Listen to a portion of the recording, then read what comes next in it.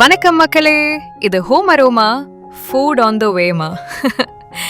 இன்னைக்கு என் பையனோட ஃப்ரெண்ட்ஸ் வீட்டுக்கு வராங்க. அதனால அவங்களுக்கு பிடிச்ச மாதிரி ஒரு பாப்புலர் ஸ்நாக் கோபி மஞ்சூரியன் தான் செய்ய போறேன்.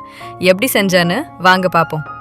முதல்ல காலிஃப்ளவர் கூட மிளகாய்த்தூள், மிளகுத்தூள், இஞ்சி பூண்டு பேஸ்ட், கார்ன்ஃப்ளவர், மைதா சேர்த்து நல்லா கலந்து எண்ணெயில பொரிச்சு எடுத்துக்கோங்க.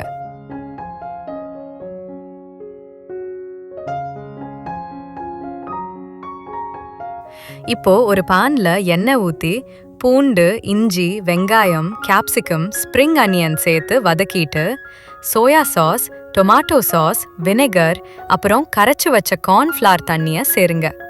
கடைசியா பொரிச்ச காலிஃப்ளவரை உள்ள போட்டு மிக்ஸ் பண்ணி மேல கொஞ்சம் கேப்சிகம் தூவி இறக்குனா கோபி மஞ்சூரியன் ரெடி.